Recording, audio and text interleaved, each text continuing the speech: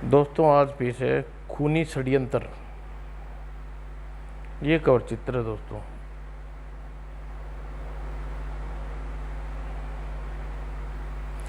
प्रातः होते ही गंगाराम पटेल और बुलाकी नाई आगरा की से चल दिए। बुलाकी बैलों को जल्दी हाको, शाम होने तक हम फिरोजाबाद पहुंचना है। चिंता मत करो मालिक, हम पहुंच जाएंगे। शाम होती, देखो मालिक, सांझ होने से अभी देर है। हम फिरोजाबाद के नज़दीक जंगल में पहुंच गए। इन जंगलों के बाद फिरोजाबाद की सरहद शुरू हो जाएगी। बुलाकी की बात सच निकली। जंगल पार करते ही फिरोजाबाद पहुंच गए। बस बुलाकी, आज रात इसी बगीचे में पड़ाव डालें, गाड़ी यहीं रोक दो, जो हुक्म मालिक। और पड़ाव डाले। बुलाकी नाई खाने पीने की खरीदने के लिए नगर पहुंचा। एक अजीब दृश्य देखकर हैरान रह गया। जीवन, मुझ पर दया करो बेटा, घर घर चलो और मुझे क्षमा कर दो। तुम्हारे पांव पकड़ती हूँ बेटा, मुझे इतना अत्याचार मत करो। विचित्र दृश्य है। महारानी के समान दिखने वाली स्त्री इन फटीचरों के पैर गिर कर क्यों गिड़गिड़ा रही है। बुलाकी गंगाराम पटेल के पास पहुंचा। मालिक, एक अजूबा देख कर आया हूँ। एक रानी। अरे पहले बोझ को तो मुक्त हो पाले, खा पी कर आराम करेंगे, फिर तेरी बात सुनूंगा। मालिक, फटेहाल जीवन नाम का एक युवक, एक स्त्री जो उस बालक को हाथ पकड़े खड़ी थी, उस रानी की क्या लगती है आखिर? वह इतनी उतावली अच्छी नहीं होती। बोला कि तू काम धंधे दाम निपटा ले, फिर आराम से बात बताऊंगा। रात को खा पी कर आराम करने लगे तो पैर दबाती ही बुला की नाई ने फिर अपना सवाल दोहराया। गंगाराम ने उके का एक गहरा कस लगा कर कहा, बोला कि यहाँ का राजा बड़ा नेक और ईमानदार था। उसकी रानी एक पुत्र को छोड़कर अकाल मृत्यु प्राप्त हो गई। राजा अपने बेटी माला को बहुत प्यार करता था। उसके परिवार उसके दूसरी शादी कर ली परिवर्ष के लिए उसने दूसरी शादी कर ली, लेकिन सतोली माँ ने कभी प्यार नहीं किया। बात वे बात उसे पीटती रहती। आज तू फिर बाग में खेलने गई, तेरे कान उखाड़ दूंगी। हुआ हुआ माँ, मैं कहाँ खेलने गई? मुझे तुम कहीं जाने देती हो? दुबान चलाती है बदजुबान, तेरी अभी खाल खींच लूँगी। माँ माँ। जिस दिन माला को मार नहीं पड़ती उस दिन खाना नहीं मिलता था, मार पड़ती उस दिन उसे खाना भी नहीं मिलता। वह अपने कमरे में चुपचाप अपनी माँ के चित्र के सामने आंसू बहाती। माँ, तू मुझे छोड़कर कहाँ चली गई? इससे अच्छा होता तो मैं जन्म देते ही मर जाती। मुझे ये गालियाँ और मारना सहनी पड़ती। पिताजी को भी मेरी कोई चिंता नहीं है, मुझे अपने पास बुला ले माँ। उधर राजा अपनी नई रानी की चिकनी चौपड़ी बातों में आ जाता। प्रिय माला दिखाई नहीं दे रही, क्या उसने खाना खा लिया? वह तो पहले ही खाना खा के सो चुके हैं स्वामी, इस वक्त तो सो गई होगी। उसे सिर में आज दर्द था, आज मैंने उसे खिला पिला कर सुला दिया। ओह, वैद्य जी को बुला लिया होता, कहाँ है वह? आपको मुझ पर भरोसा नहीं है क्या? सौतेली माँ हूँ इसलिए आप ऐसा कह रहे हैं। मैं जितना भी प्यार करूँ आपको तो। राजा को उसकी बात बीच में ही काट दी। ऐसा नहीं कहते रानी, हमें तुम्हारा भरोसा न होता तो दूसरी शादी क्यों करते? तुम जानती हो कि हम अपनी बेटी को अपनी जान से ज़्यादा चाहते हैं। आप ही उसे ज़्यादा चाहते हैं, हम तो उसके दुश्मन हैं। ठीक है, आप अपने मुंह में जो आए कहते रहिए, जाकर देख आइए पहले उसे, वह अपने कमरे में है। राजा खाना छोड़कर उठ खड़ा हुआ। नहीं नहीं, हमारा यह मकसद नहीं है था। फिर ये गुस्सा थूक दो, हमें मालूम है हम से ज़्यादा तुम उससे ख्याल रखती हो। बस फिर ये और नहीं मैं खा चुका हूँ। खीर वाकई बड़ी स्वादिष्ट बनाई तुमने, पर आपने खाना क्यों छोड़ दिया? खाना खाइए, यह खीर मैंने आपके हाथों से बनाई है महाराज। कहकर राजा हाथ धोने के लिए परिचालिका की ओर बढ़ा। रात को जब गहरी नींद आ गई तो राजा चुपके से उठा। पता नहीं मेरी बेटी के सिर में दर्द का दर्द अब कैसा है, चल कर देखना चाहिए। राजा अपनी बेटी माला के कमरे में पहुंचा। उसने माला को रोते रोते अपनी माँ के चित्र के सामने सो गई। ओ लगता है मेरी बेटी रोते रोते सोई है। क्या मेरी रानी मुझसे झूठ कहा? राजा पास मेज पर खाना देखा। इसमें खाना भी नहीं खाया। सौतीली माँ कभी सगी माँ की जगह नहीं ले सकती। राजा अपनी बेटी माला को जगाया तो माला अपने पिता से लिपट कर रो पड़ी। चुप हो जा बेटी, मेरी वजह से तू यह दुख सहना पड़ रहा है। मैंने सोचा नई रानी तुझे सगी माँ का प्यार देगी। मैं अपनी माँ के पास जाऊंगी। पिताजी, नहीं बेटी, ऐसा नहीं कहते। अब तो वह वापस नहीं आएगी। बेटी भगवान के पास चली गई है। मुझे माँ बहुत याद आ रही है। पिताजी, मेरी माँ मुझे छोड़कर चली गई। अपनी बेटी माला को समझा बुझा कर राजा खाना खिलाकर राजा ने उसे सुला दिया। रात काफ़ी बीत गई। अब मुझे चलकर सोना चाहिए। फिर बेटी को उसके कमरे में सोता छोड़ राजा अपने कक्ष में आया। उसने गुस्से से भरी उसने रानी को गुस्से भरी बैठे देखा। राजा जागते देखकर सकपका गया। लाड अपनी बेटी से, देखना तुम्हारा यह लाड उसे बिगाड़ कर रख देगा। तुम मुझे दोष दोगे, मैंने लड़की की देखभाल नहीं की, मैं सौतेली हूँ। यह बात नहीं है प्रिय, दरअसल वह भूखी सो गई थी। चुप रहिए, आपको नहीं पता वह सारा दिन गली के मोहल्ले के आवारा बच्चों की तरह बाग में घूमती रहती है। रात घराने के बच्चों की तरह उसमें एक भी लक्षण नहीं है। तुम ठीक कहती हो रानी, मैं कल उसे समझा दूंगा। सो जाओ। मैंने ज़रा सा डांट दिया। गुस्से में खाना भी नहीं खाया न खाए मेरी बला से। सुबह होती राजा भूल गया कि माला को समझाना था। वह राजकाज में व्यस्त हो गया। इनका क्या कसूर? महाराज, यह चोरी के जुर्म में पकड़ा गया। इसने रोटियां चुराई हैं। महाराज, मैंने कोई रोटी नहीं चुराई। मेरे बच्चे कई दिन से भूखे थे, उनके लिए दुकान में रोटी लेने घुसा था कि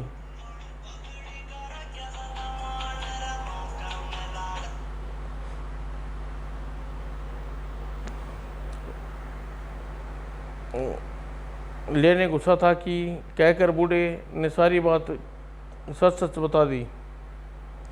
सुनकर इतनी रात गए तुम दुकान में रोटी लेने घुसे थे, वह ताला तोड़कर यह रोटी चोरी नहीं तो क्या हुआ? महाराज, रहम कीजिए, मेरे बच्चे कई दिन से भूखे थे।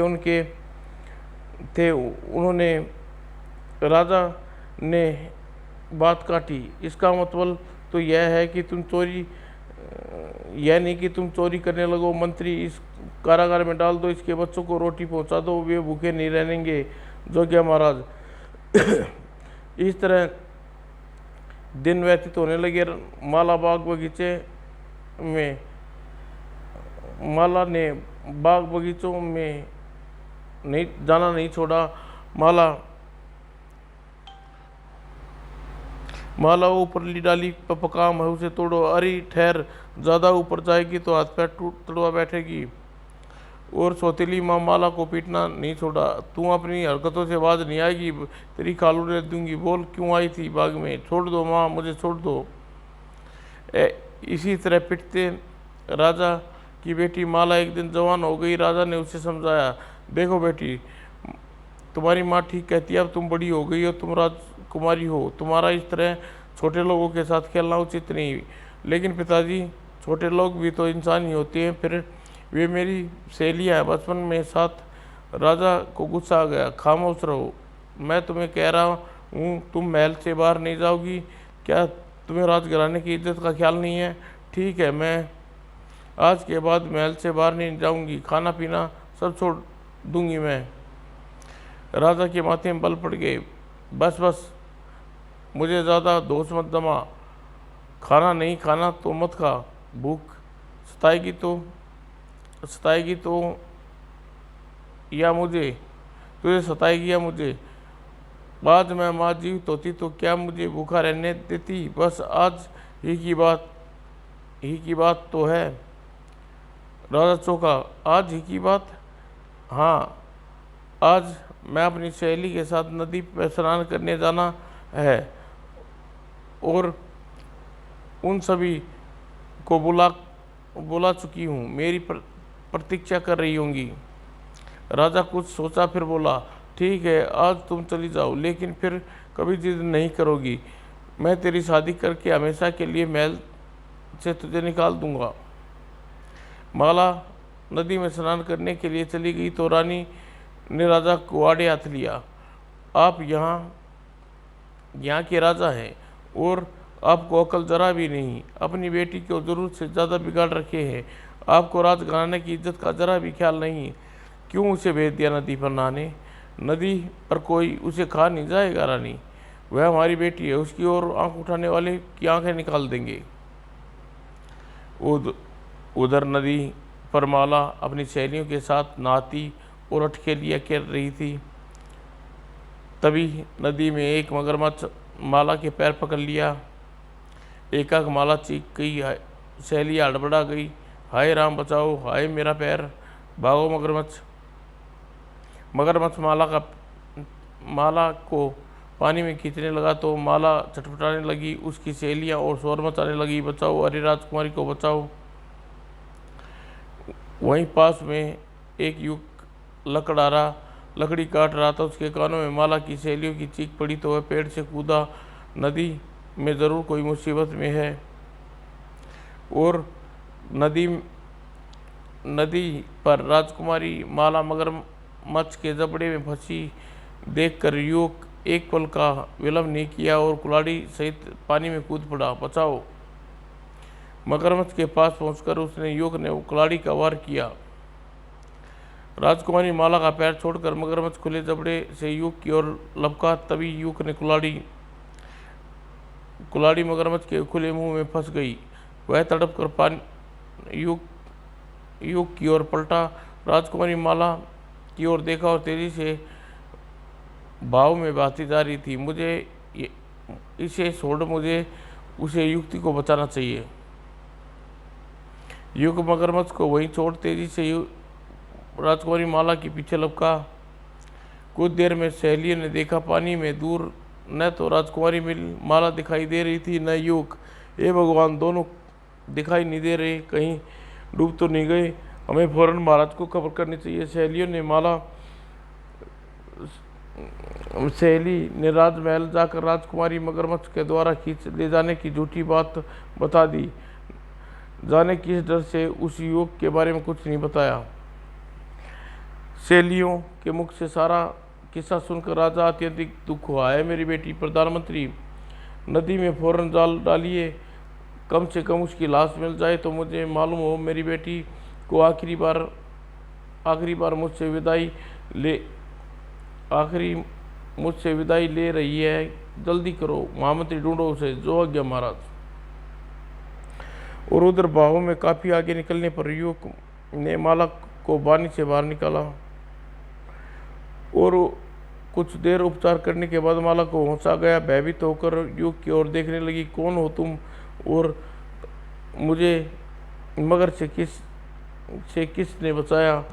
परमात्मा ने ही आपकी रक्षा की है। मैं जीवित हूँ और किसान का बेटा हूँ। अब लकड़ियाँ काट कर गुजारा करता हूँ। आपकी पुकार सुनकर मैंने ही ईश्वर ने मुझे आपकी रक्षा के लिए भेजा। जीवन की निर्ममता भरी व्यवहार और माला भेद प्रभावित हुई। उसे पैर के जख्म का ख्याल आया। हाय मेरा पैर, मगर ने पहने जबड़े से इसे जख्मी कर दिया। गनीमत समझिए के पैर जख्मी किया। कहीं मुझे देर हो जाती तो आपको समूचा निकल जाता। ओ नहीं, आप इतनी बड़ी होकर भी जरा मगरमच्छ से डर गई। आप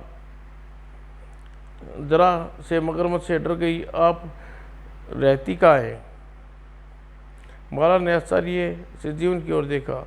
अरे तुम मुझे नहीं पहचानते? यहाँ के राजा की पुत्री माला महल में रहती हूँ। ओह, तो आप राजकुमारी हैं, राजा की बेटी, जिसे केवल 2 रोटी चुराने के अपराध में मेरे पिता को कारागार में डाल दिया था।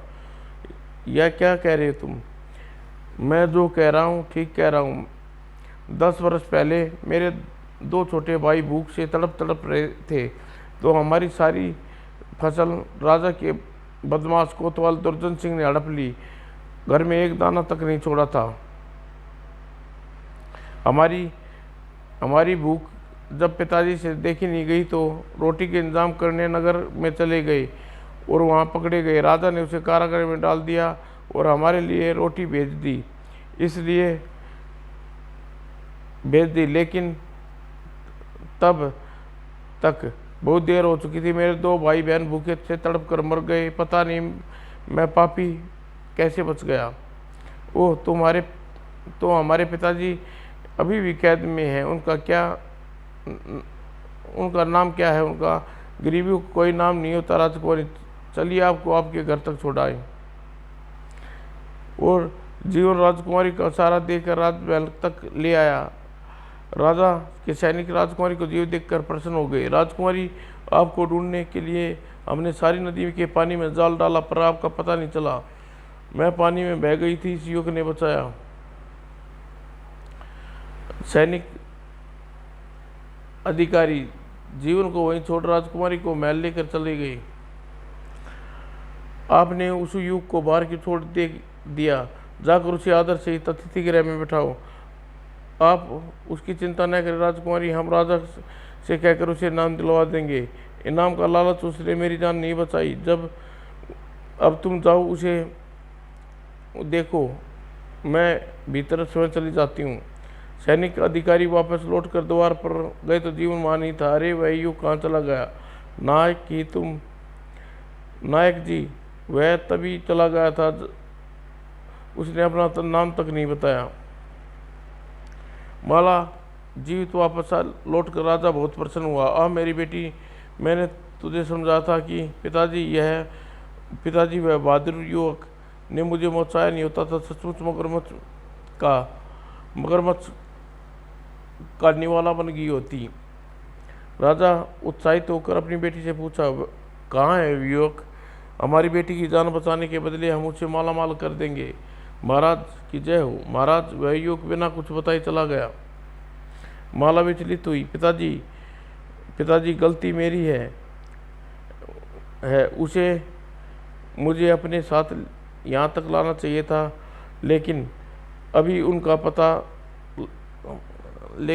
उसका पता लग सकता है। कैसे? तुम्हें उसका पता मालूम है?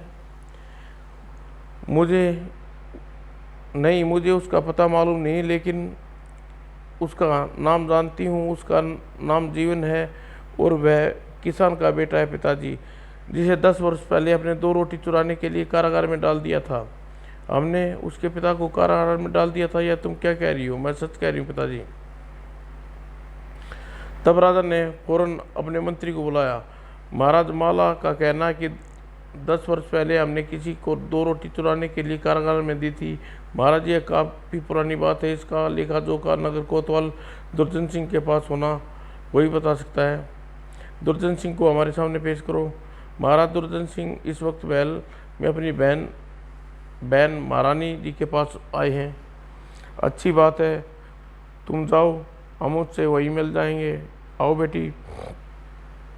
राजा माला के साथ जिस समय अपने अंतपुर में पहुंचा, उस वक्त कोतवाल दुर्जन सिंह अपनी बहन के पास बैठा कलेवा कर रहा था। राजा को देखकर, महाराज, अरे कलेवा क्यों छोड़ दिया? खाओ, जी भरकर खाओ। रानी की नज़र माला पर पड़ी, वह उसकी ओर लपकी। बेटी, तुम जीवित हो? माँ, क्यों दुर्जन? माला को जीवित देखकर तुम्हारी खुशी नहीं हुई? दुर्जन सकपका गया। कैसी बात कर रहे हो महाराज? माला बेटी को फिर से जीवित देखकर भला मुझे खुशी क्यों नहीं होगी?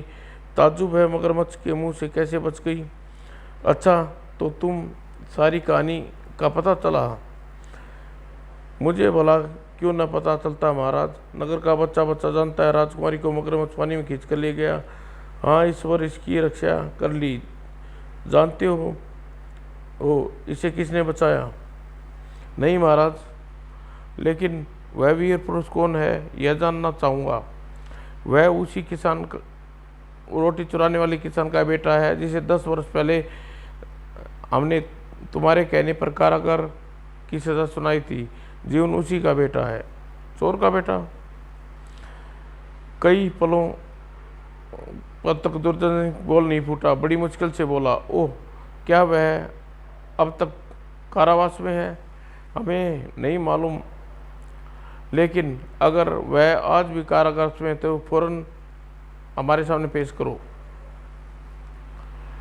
दुर्योधन सिंह राजमहल से सीधा कारागार में पहुंचा। वह जानता था रोटी चुराने का जुर्म में राजा सजा पाने वाला किसान अभी भी कारागार में था। ए बूढ़े, खड़ा हो आ। दुर्योधन सिंह बूढ़े के गिरामान पकड़कर उसे उठाया। क्यों, अभी अकल ठिकाने नहीं आई? देखा मेरा इंतकाम, मुझे लगा न देकर तूने मेरे मुंह पर थूक दिया था। देखा वह थूकना कितना महंगा पड़ा तुझे। राजा के साले का अपमान करने से पहले तुझे जरा भी नहीं सोचा? मैं आज भी तेरे मुंह पर थूकता हूँ कमीने। और कोतवाल गुस्से में भरकर बूढ़े को मारना शुरू कर दिया। उसे जमीन पर पटक कर पहरेदार को कोड़ा पीटने लगा। कोड़े से, रामजादे, मैं तेरी खाल खींच लूंगा। तू सोचता है तेरा बेटा राजकुमारी की जान बचाकर कारागार से जीवित आजाद कर लेगा? आह, मेरा बेटा कहाँ है वह? बूढ़े की आंखें चमक आई। आह, मेरा बेटा जीवित है। दुर्जन, अब तू मुझे मार कर अधमरा कर दे, चाहे मुझे जान से मार दे, पर मुझे मेरे बच्चे से मिला दे। एक बार मुझे मेरे बच्चे से मिला दे। अब तो वह बड़े हो गए होंगे, तू उनसे मिलवाएगा? बोल, कुछ तो बोल।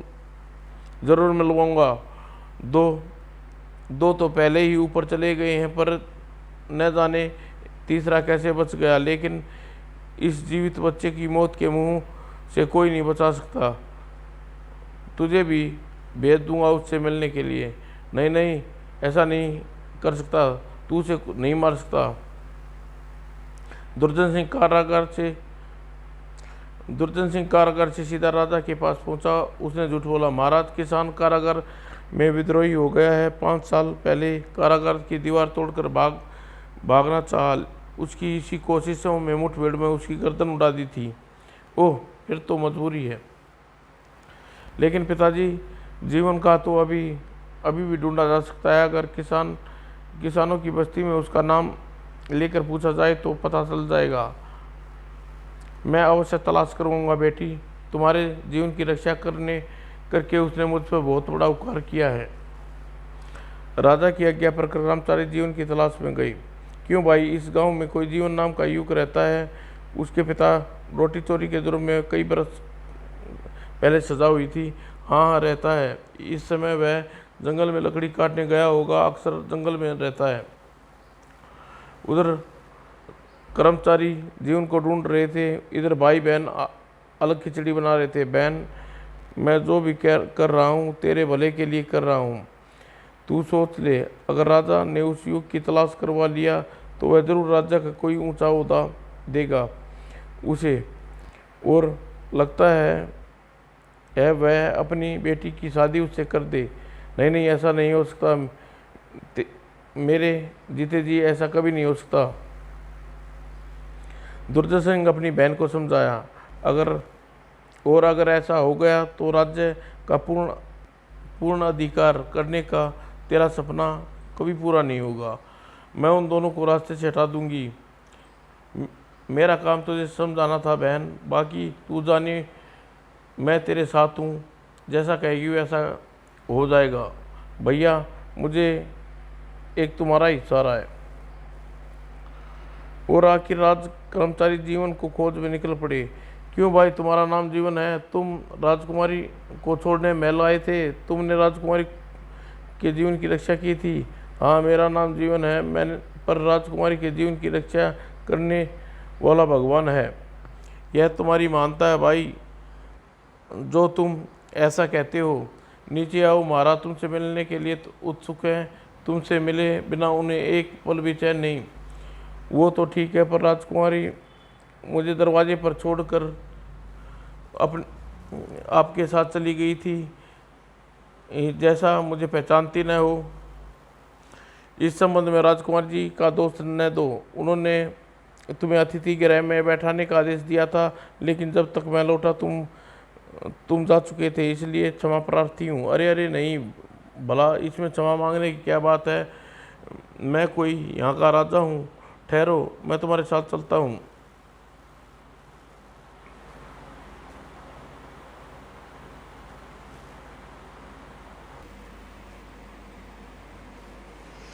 राजा को जीवन इतना पसंद आया कि उसने मन में विचार उठा कि क्यों न अपनी बेटी माला की शादी जीवन से कर दी जाए। बेटी, इस बहादुर नौजवान ने तुम्हारे जीवन की रक्षा किया था, तुम्हारे जीवन पर भी इसी का अधिकार है। मेरे ख्याल से इससे अच्छा वर तुम्हारे लिए दूसरा नहीं हो सकता। पिताजी, आप मुझसे क्यों पूछ रहे हो? इन्हीं से पूछिए। राजा की जीवन प्रशंसा को जीवन ठुकरा नहीं सका। एक दिन मुहूर्त ने राजा को दोनों की शादी कर दी। बेटा, तुम्हारी बहादुरी, इससे बड़ा उपहार तुम्हारा कोई दूसरा नहीं हो सकता था। विवाह के पश्चात जीवन माला के साथ महल में रहने लगा। इस पर रानी को और भी ज़्यादा जहर बुझी छुरी की तरह तेज हो गई। भैया, अब कुछ करो, अब बर्दाश्त नहीं होता। जब से महाराज उस किसान की लड़की को अपना दामाद बनाकर महल में रखा है, तब से उसने मेरा ख्याल छोड़ दिया है। बहन, मुझे तो पहले ही पता था कि राजा जल्दी ही लकड़हारे को रात तिलक करने वाले हैं। और क्रोध में भरकर पुकार उठी, नहीं, यह नहीं कदापि होने दूंगी। मैंने दर दर की ठोकरें न खिलाई तो मेरा नाम दीपिका नहीं। कोई ऐसी तरकीब लड़ाओ बहन, सांप मर जाए, लाठी न टूटे। दिखा दो कोई चरित्र। अपने भाई की बात सुनकर रानी सोचने लगी, भाई ठीक कह रहा है। मुझे कोई ऐसा करना चाहिए जिससे राजा को शक भी न हो और सारा काम हो जाए। एक दिन मौका देखकर रानी ने अपने श्रृंगार को बिगाड़ा। यह तरीका सबसे उत्तम है। और अपने कपड़े अस्त व्यस्त करिए और को भवन में लेटी। राजा समाचार मिला तो राजा भागा गया। यह क्या महारानी, तुम को भवन में क्यों पड़ी हो? कुछ नहीं, आप जाइए यहाँ से। इससे अच्छा यह दिन देखने से पहले मर जाती। पर हुआ क्या, तुम बताओ। रोती ही रहोगी? किसी ने तुम्हें कुछ कहा है? बताओ, उसकी जुबान खींच लेंगे। आप उसे कुछ नहीं कर सकते, क्योंकि वह आपका दामाद है। राजा चौंका। जीवन ने कुछ कहा है तुम्हें? कहा नहीं, उसने ऐसी कुछ हरकत की है उसे कभी माफ़ नहीं कर सकती। राजा के चेहरे पर परेशानी के भाव बढ़ने लगे। साफ साफ बताओ। जाने दीजिए महाराज, कहने का कोई फायदा नहीं और न ही आपको विश्वास आएगा। जीवन मेरा स्त्री धर्म नष्ट करना चाहता था। राजा चीख पड़ा, नहीं रानी, नहीं, यह नहीं हो सकता। अगर किसी और ने यह बात कही होती तो हम उसकी जुबान काट डालते। लेकिन आप हमारी पत्नी हैं। मैंने पहले ही आपको कहा था, विश्वास नहीं आएगा। लेकिन जिस राज्य में मेरा धर्म सुरक्षित नहीं, अब मैं वहाँ एक पल भी नहीं रहूँगी। राजा बिना कुछ कहे क्रोध से भरा वहाँ से चला गया। दूसरे दिन प्रातः होते ही राजा ने जीवन को देश निकाला देने की आज्ञा दे दी। फिरोजाबाद के महाराज अंगद की आज्ञा है कि जीवनलाल पुत्र मदनलाल आज संध्या से पूर्व राज्य छोड़कर चले जाएं, वरना उसे बंदी बनाकर फांसी दे दी जाएगी। क्यों उन्होंने ऐसा क्या किया है? हमें बताने की इजाज़त नहीं है राजकुमारी। प्रधानमंत्री जी माला को समझाया, बेटी कुछ अपराध ऐसे होते हैं जिन्हें सार्वजनिक रूप से नहीं बताया जा सकता, इसमें राजकुल की बदनामी होती है। जमाता जीवन की भलाई इसी में है कि वह यह राज्य छोड़कर चले जाए। प्रधानमंत्री जी, राजा की आज्ञा का पालन करना मेरा कर्तव्य है, लेकिन मेरा दोस्त बताए बताए मुझे जाने के लिए कहना उचित जान नहीं पड़ता। फिर भी यह राजआज्ञा है, अतः माननी होगी। किसान का बेटा जीवन महल को छोड़कर जाने लगा। माला भी उसके साथ चल पड़ी। इस पर राजा ने उसे रोकना चाहा, वह नहीं रुकी। नहीं पिताजी, मुझे मत रोकिए, मैं अपने स्वामी के साथ वही हूँ। ठीक है बेटे, जाओ, ईश्वर तुम्हारी रक्षा करे।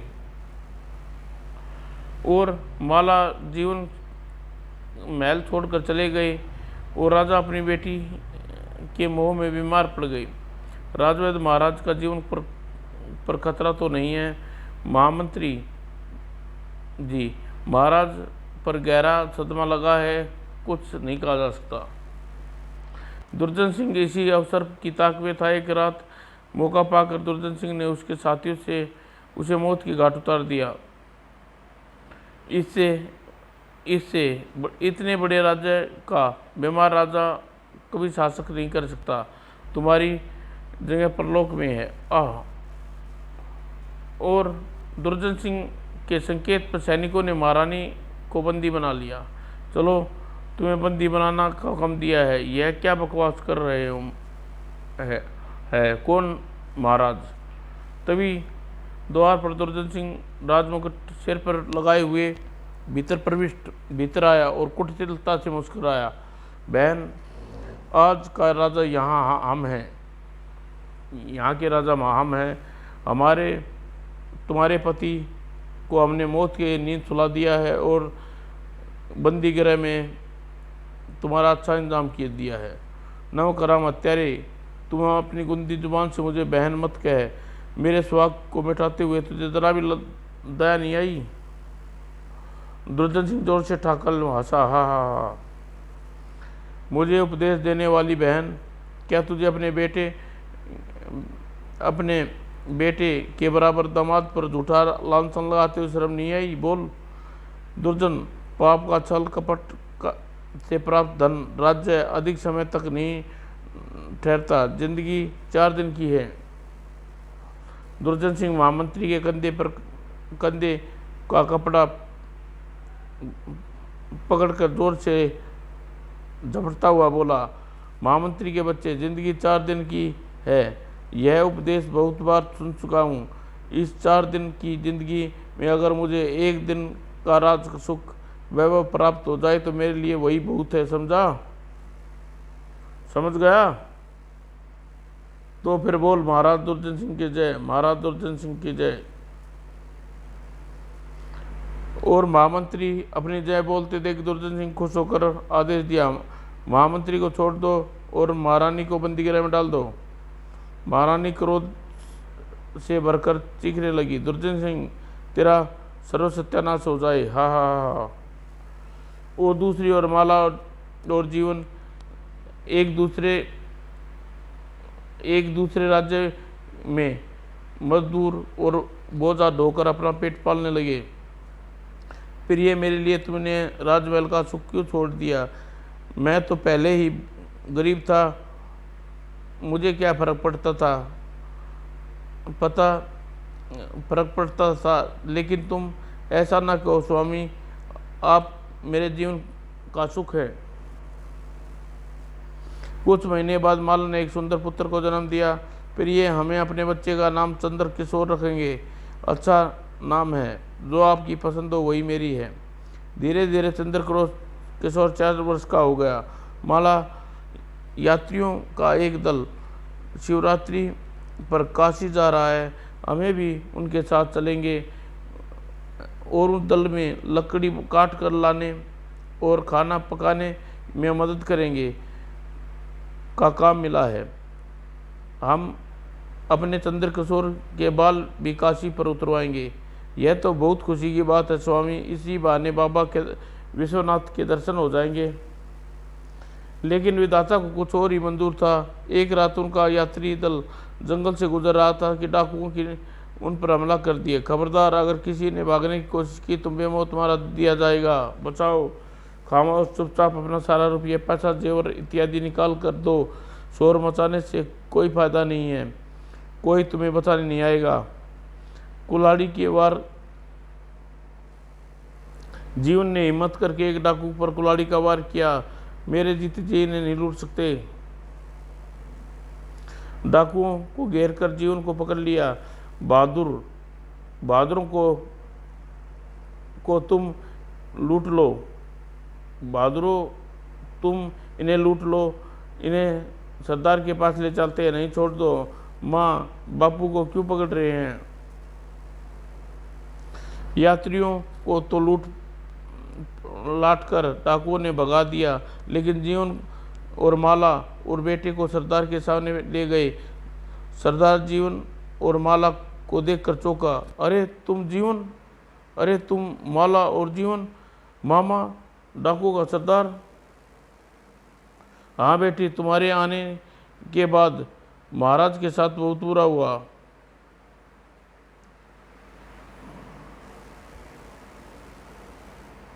मामा और डाकू के सरदार। हाँ बेटी, तुम्हारे आने के बाद महाराज के साथ बहुत बुरा हुआ। क्या हुआ? मेरे पिताजी को कुशल तो है मामा? नहीं बेटे, तुम्हारे पिताजी को महामंत्री ने मार डाला। धीरज रखो माला। दुर्जन सिंह अपनी बात को पूरी की और कहने को तो राजगद्दी पर रानी को बैठा दिया, लेकिन राजकाज असल में वही देख रहा है। मैंने विरोध किया तो राज्य से निकाल दिया, और तब से मैं यही काम करता हूँ। डाका और लूटपाट अपने लिए नहीं, बल्कि उस दुष्ट मंत्री से बदला लेने के लिए, सिपाहियों को तैयार करने के लिए करता हूँ। हथियार और पैसा चाहिए। उस दुष्ट महामंत्री की तरह साहस उसे ख़त्म कर दूंगा। मामा जी, आप जल्दी ही वहाँ चलिए। धीरे रखो बेटा, अवसर आने पर हम महामंत्री का नाम निशान मिटा देंगे। अब तुम हमें मिल गए हो, उस राजगद्दी का असली हकदार। मुझे राजगद्दी का कोई मोह नहीं मामा जी, उस दुष्ट हत्यारे को नहीं छोड़ूंगा। और एक रात दुर्जन सिंह जीवन के साथ फिरोजाबाद महल पर आक्रमण कर दिया। आगे बढ़ो बहादुरों, दुश्मन जिंदा नहीं बचना चाहिए। और कुछ ही देर में दुर्जन सिंह सिपाहियों से महल पर कब्जा कर लिया। दुर्जन सिंह तथा जीवन महामंत्री को घेर लिया। जीवन बेटे, तुम इसके साथ, तुम्हें मालूम नहीं है महाराज का हत्यारा है? हाँ मुझे मालूम है कौन महाराज का हत्यारा है मामा, मुझे सब कुछ बता दिया है। फिर तुम इस हत्यारे के साथ कैसे? खामोश कमीने, हत्यारा मैं नहीं तू है। और इतना कहते ही महामंत्री ने बचाव करता दुर्जन सिंह ने अपनी तलवार महामंत्री के पेट में घोंप दी। आह बेटा जीवन, महाराज का हत्यारा मैं नहीं, दुर्जन सिंह हूँ मैं तो। और उसी समय सैनिक जीवन सिंह को घेर लिया। बंदी बना लो इसे, अब देखता हूँ कौन मुझे राजगद्दी से उतारता है। मामा, यह क्या बदतमीजी है? दुर्जन सिंह जीवन की ठोड़ी पकड़कर उसका चेहरा उठाकर क्रूरता से बोला, ऐसी बदतमीजी है जमाई राजा, सत्ता हासिल करने के लिए की जाती है। इस दरबार में महामंत्री धोखा देकर मेरे साथ हाथ आई राजगद्दी छीन ली। अब यह उसी की सजा पा रहा है। क्या इसका मतलब महाराज का हत्यारा महामंत्री नहीं तुमने की थी? ठीक समझा। बड़ी आसानी से यह राजगद्दी मेरे हाथ में आ गई थी। इस हरामी महामंत्री ने दया करके मैंने छोड़ दिया और मेरे साथ दगा की। सैनिकों से बगावत करा दी। और यहाँ से भागना पड़ा। अब एक एक से बदला लूँगा। अभी मुझे कलमुई बहन को भी ढूंढना है। मेरे जाते ही उसे महामंत्री को आज़ाद कर दिया। उसी समय एक पर्दे के पीछे से बाहर निकली रानी खंजर फेंककर दुष्यंत की पीठ पर मारा। लो मैं आ गई हत्यारे। सैनिकों, महारानी सैनिक रानी की ओर लपक पड़े। लपके पट की जीवन ने कुल्हाड़ी तान कर झपटा। पीछे हट जाओ वरना एक को भी जिंदा नहीं छोड़ूंगा।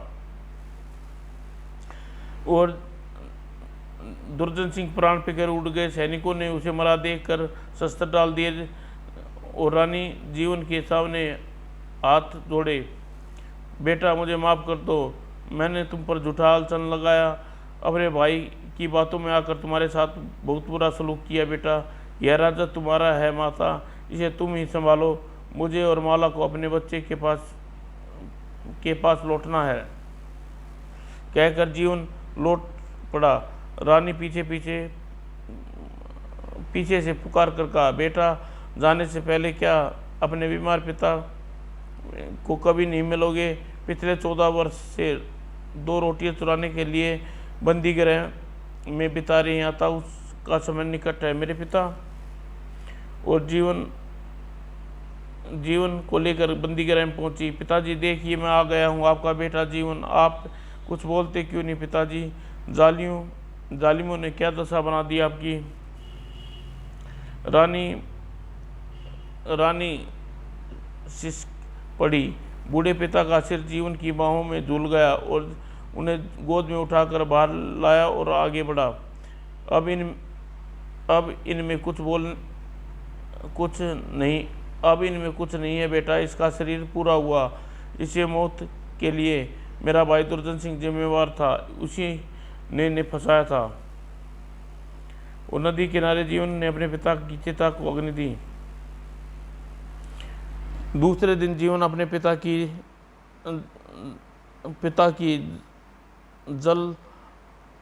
जलाग्नि देखकर अपनी पत्नी और बेटे के पास पहुंचा। संक्षेप में उसने माला को सारी बात कह सुनाई और वहां से चल दिया। आओ माला, यहाँ से चलें, शायद हमारे भाग्य में अभी काशी के दर्शन नहीं।